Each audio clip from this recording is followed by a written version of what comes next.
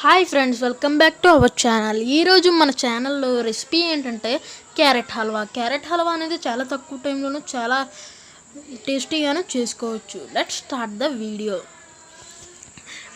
First of all మీరు క్యారెట్ని తురుముకొని అదొక ప్లేట్లో వేసుకుని ఆ తర్వాత కడాయిలో ఆయిల్ వేసుకుని జీడిపప్పుల్ని తీసుకుని మనం వేయించుకోవాలి. బాగా వేయించుకోవాలి.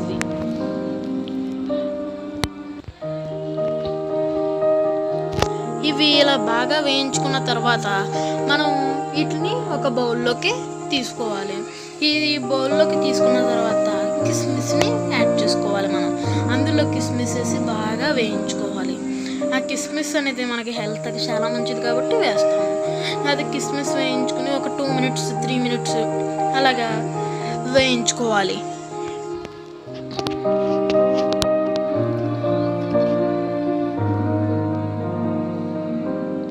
ఇలా బాగా వేయించుకుని అవి కూడా ఒక బౌల్లోకి తీసుకోవాలి. అవి తీసుకున్న తర్వాత అదే కడాయిలో గీ యాడ్ చేసుకోవాలి. ఆ గీని యాడ్ చేసుకుని ఒక 2 spoons 3 spoons గీ యాడ్ చేసుకుని అది మెల్ట్ అయ్యేదాకా ఆగాలి. అది మెల్ట్ అయిన తర్వాత మనం తురుముకున్నాం చూడండి క్యారెట్. ఆ క్యారెట్ని మనము అందులో వేయాలి. ఆ క్యారెట్ని అందులో వేసి ఆయిల్ ఆ గీ సపరేట్ అయ్యేదాకా మనం కలుపుకుంటూ ఉండాలి.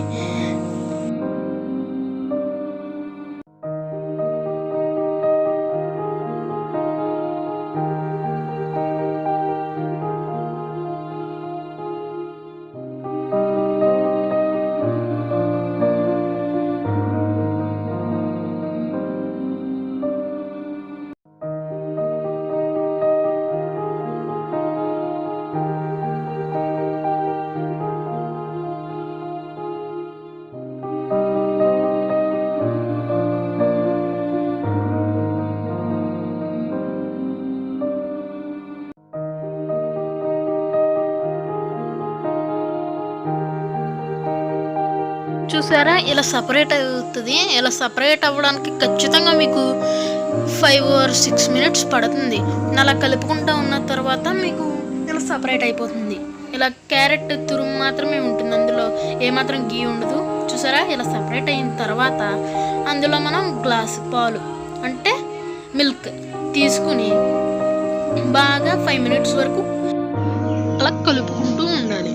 కలుపుకుంటూ ఉంటే ఒక 5-6 minutes వరకు కలుపుకుంటూ ఉన్న తర్వాత మనం అందులో షుగర్ అనేది యాడ్ చేసుకోవాలి.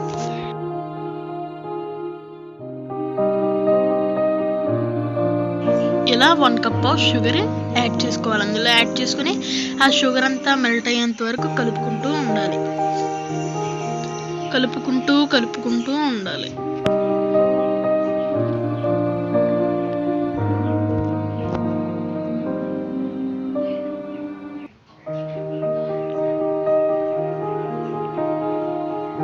చూసారా, ఇలా కలుపుకొని షుగర్ అంతా మెల్ట్ అయిపోయిన తర్వాత మనం అందులో 2 యాలకులు అనేది మనం అందులో యాడ్ చేసుకోవాలి.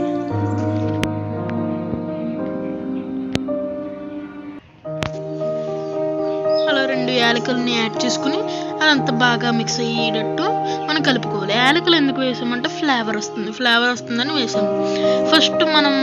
ఫస్ట్ వేయించుకున్నాం చూడండి జీడిపప్పులు కిస్మిస్, అవి ఇప్పుడు యాడ్ చేసుకుందాము.